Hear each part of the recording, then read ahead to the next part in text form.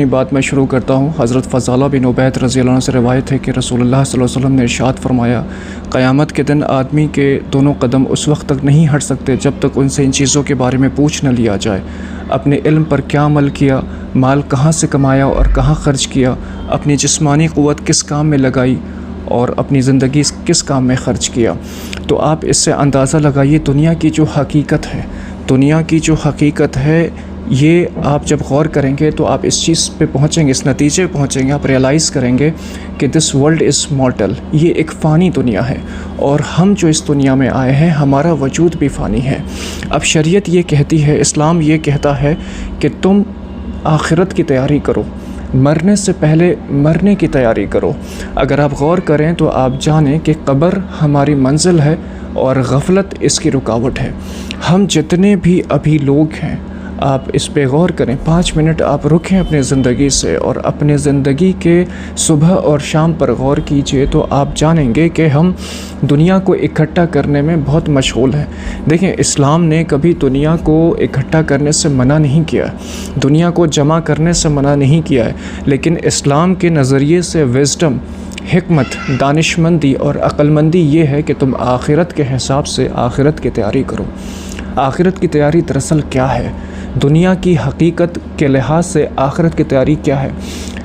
बुज़ुर्गान दीन ये कहते हैं कि तुम दुनिया को इबरत की नज़र से देखो। आज आप देखें कि जितने लोग भी इस ज़ेर ज़मीन के नीचे जा चुके हैं, जो इस ज़मीन के नीचे आज जा चुके हैं, जो अब इस दुनिया में नहीं है, कल को वो भी हमारी तरह, आपकी तरह, इसी तरह बहुत बिज़ी थे।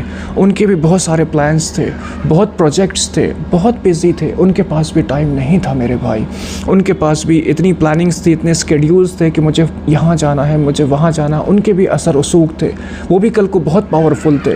उन जिस तरह से आज हम जो ज़िंदगी गुजार रहे, यही तर्ज उनकी भी ज़िंदगी का था, ऐसा नहीं है। लेकिन आज जब आप उनको देखो तो आप एहसास करते हैं कि जैसे वो कभी थे ही नहीं।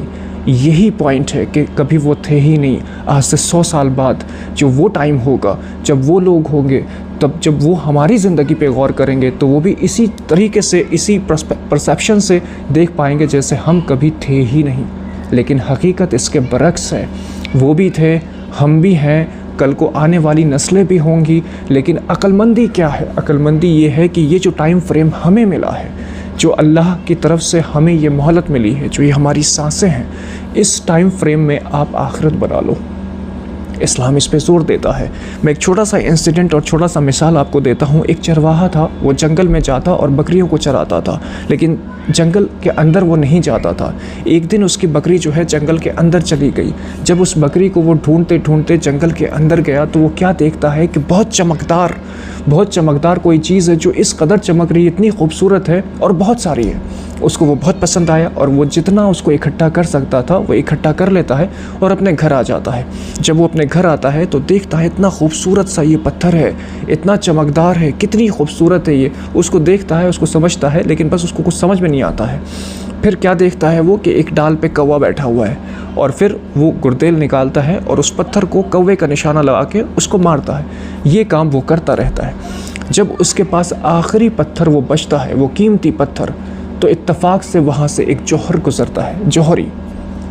वो जौहरी जब देखता है तो वो शॉक्ड हो जाता है, बोलता रुको मेरे भाई, तुम ये क्या कर रहे हो?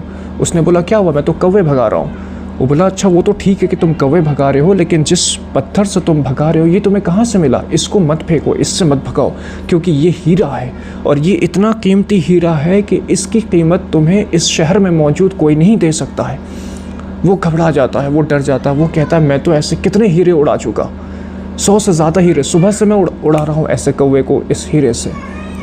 तो मौलाना रूम कहते हैं कि तुम्हारी जो सांसें हैं, जो तुम्हारी जो अभी सांसें हैं जो चल रही हैं, वो इस हीरे के मानंद है, एक एक सांस, क्योंकि अल्लाह के नज़र में तुम्हारी सांसें काउंटेबल हैं, काउंटेड हैं। तो इस सांस को ऐसे ज़ाया मत करो।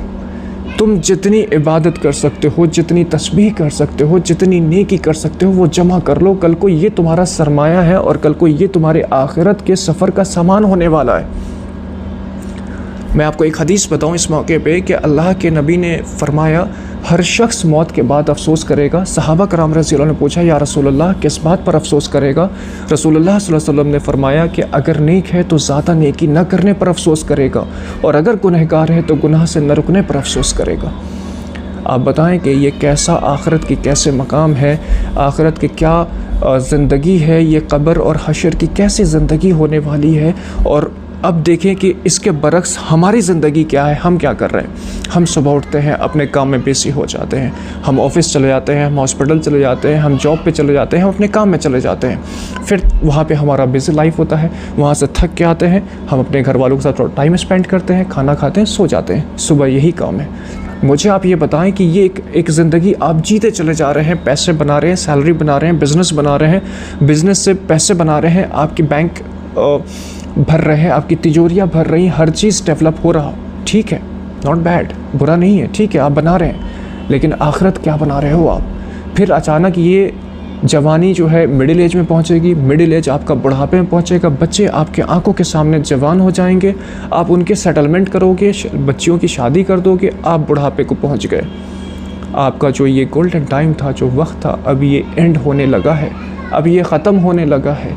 और अचानक कोई एक ऐसा वक्त आएगा जो आपकी आखिरी सांस होगी, जो आपका आखिरी वक्त होगा।